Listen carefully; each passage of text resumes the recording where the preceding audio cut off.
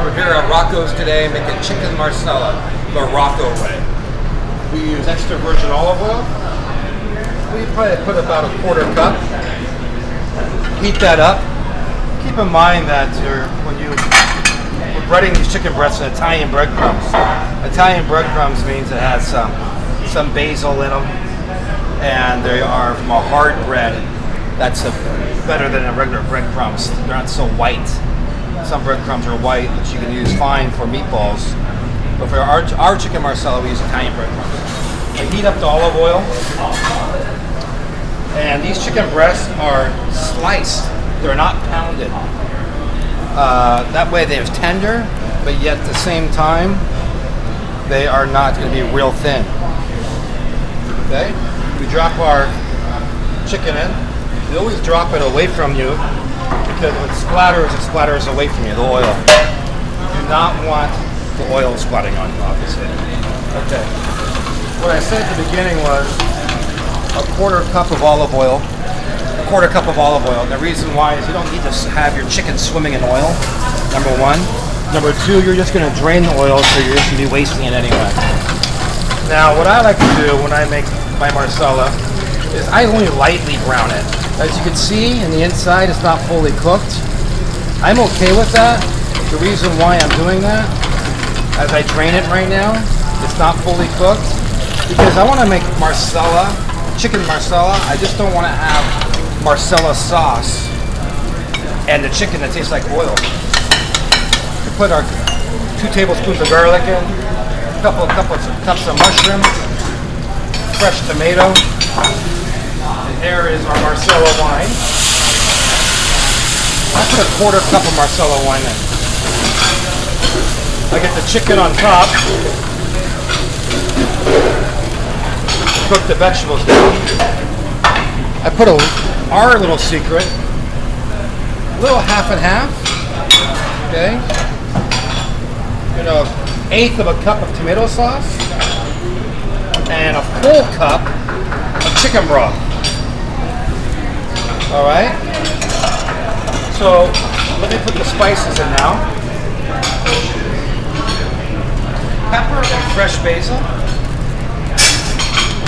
Now, like I said to you earlier, was some people, they cook the chicken in the olive oil for a long time, get the chicken well done, and the reason why they do that, they want to make sure the chicken is completely cooked in the inside, and I understand that. The problem I have with that is you have beautiful Marsala sauce and you have fully cooked chicken, and the sauce tastes great and the chicken has no flavor. So what I do is I don't cook the chicken very much in the oil. That way it's not oily, it's not greasy, and my sauce is going inside the chicken breast. So that way the chicken breast has more flavor of the Marsala. And I let it reduce. Now it takes a few minutes here. We have 60,000 BTUs here on this burner. So when you're at home and you're making this, you have to adjust it for the heat, because the different stoves, different heat. Heat is very, very important. You have to put your ingredients in order because of the heat. In other words, if you saw when I put the garlic in, the garlic was in the pan, not on the chicken breast, where the garlic is going to cook on the high heat, on the hot pan. So it's very important to have those ingredients in order. Now, this is pretty close to being done, but it's still a little bit thin. So, like I said before, I undercooked that chicken a little bit on purpose before the flavor comes in. I don't even want you to use a knife when I cook this. When you eat this, you should have no knife. It should be very tender, very Marsala tasting. The sauce and chicken should blend as one.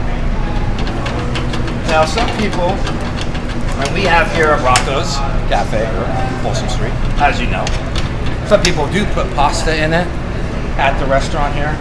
I don't recommend it. Customers kind of made that up, so we call that chicken Marsala over. Personally, I like the chicken Marsala by itself and the separate pasta, like a pesto on the side. But you can have pasta sauce in here. You can have the pasta mixed in. It dries it up a little bit. You can't really fully reduce it. See the color now? If you look at the chicken here, the breadcrumbs give it nice texture, and it is going to be very, very juicy in this inside. Let me get a plate here. I'll plate this up.